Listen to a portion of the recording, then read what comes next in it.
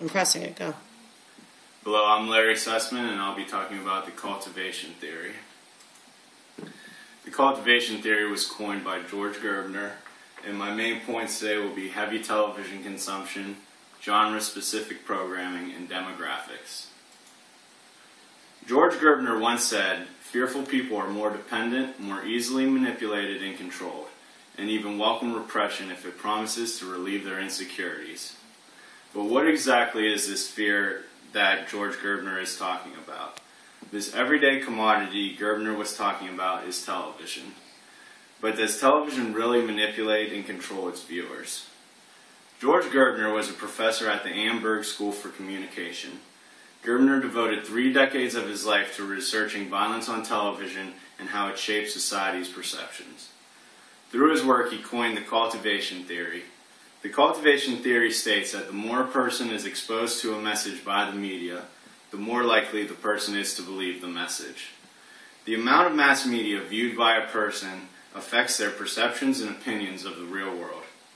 These ideas become cultivated to match those ideas seen on the screen. Now that the cultivation theory has been explained, we will discuss how heavy television viewing affects cultivation. Television is the main mass media outlet in cultivation research. The main cause of the cultivation theory is heavy television viewing. Some experts view 4 or more hours of television as heavy viewing. The A.C. Nielsen Company recorded that the average American watches 4 hours of TV a day. This also means that by the time the average American turns 65 years old, they have spent 9 years of their life doing nothing but watching television. In the 2008 study by Head-Sharoni, Overrepresented Topics, Underrepresented Topics, and the Cultivation Effect, the results showed that heavy television viewers gave answers of higher probability to event occurrence in every category. Heavy television viewers are more likely to remember information viewed on television programming. A 2011 study headed by Karen Riddle looked at the vividness, recency, and frequency of memories of genre-specific portrayals in media. The genre most popular among cultivation research is violent programming.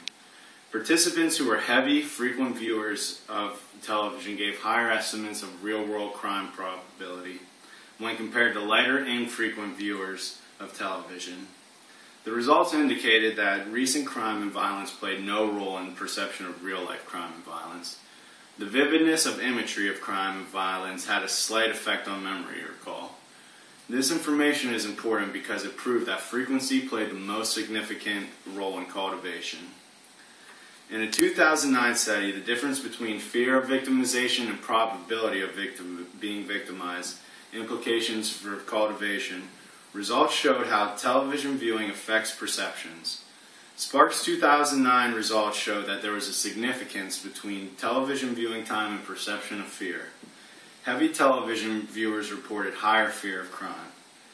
Heavy television viewers have more access to memories and messages conveyed by television, giving them opinions.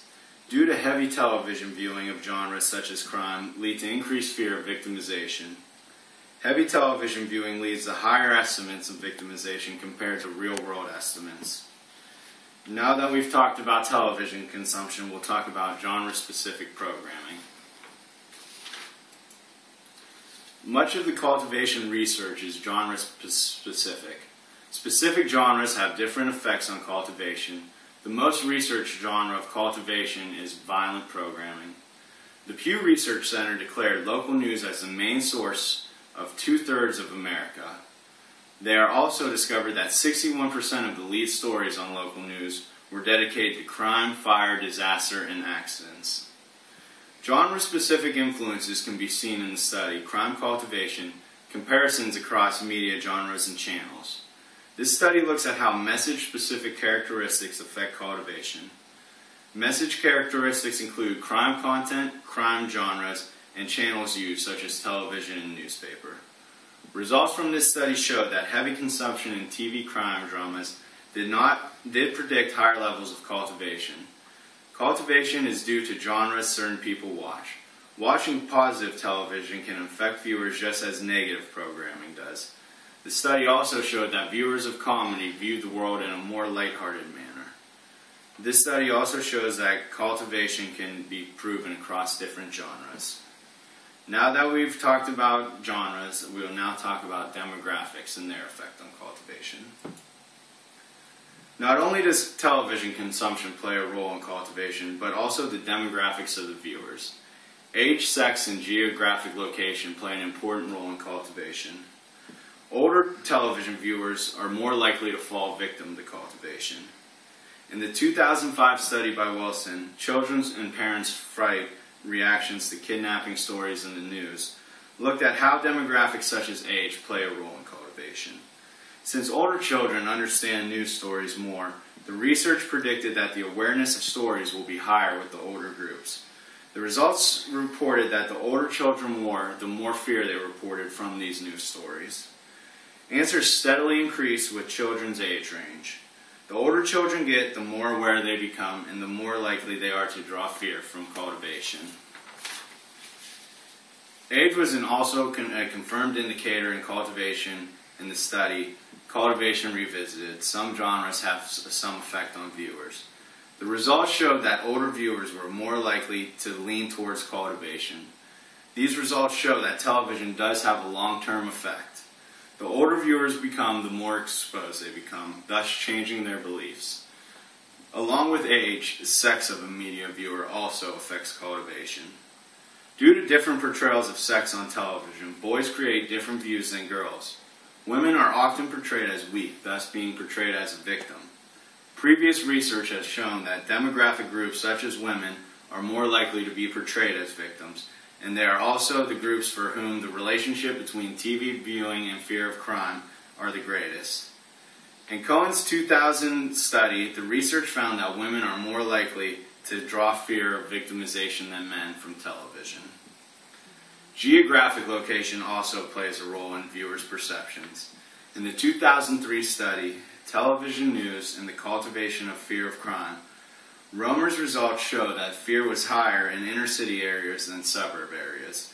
City areas characterized by higher crime rates than suburban areas, thus supporting the interpersonal diffusion hypothesis. Constant news exposure to crime in these areas affect viewers' perceptions. Victimization estimates become higher than true crime estimates. Viewers in areas of high crime rates are exposed to more television coverage of crime, making the cultivation stronger. From analysis of the study, researchers found that exposure to television was a heavy predictor of perceived crime risk.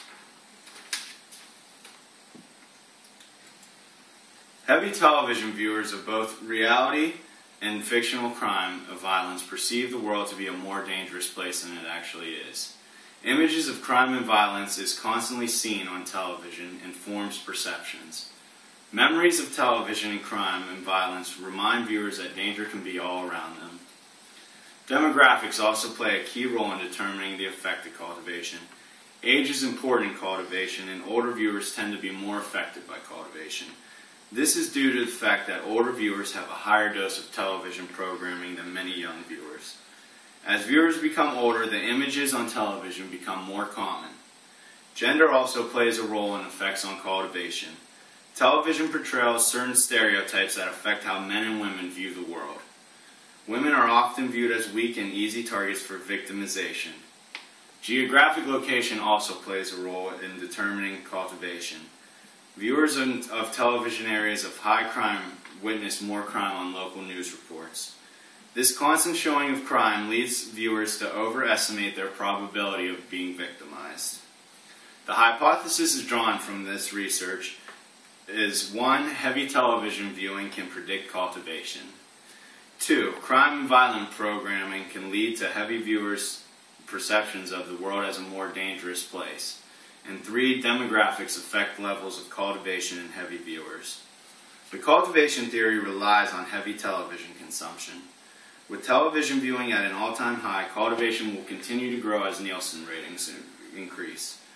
The more a person views television, the more likely that person is to construct views similar to the messages shown on television. Gradually over time, heavy television viewers gain a false sense of perception of the real world from perceptions of television. It went out. Viewer demographics can also be an important factor for cultivation. As television becomes more popular, cultivation will be more noticeable. Future generations will become more encompassed with media, crime, and violence. Violence is almost guaranteed in the future of television. As long as there is violence in the world, there will be violence shown on television. Many people need to start limiting their amount of television and become more conscious of the programming they watch. George Gerbner once said, "Who tells the stories of culture really governs human behavior. It is used to be the parent, the school, the church, the community. Now it's a handful of global conglomerates that have nothing to tell, but a great deal to sell." Thank you.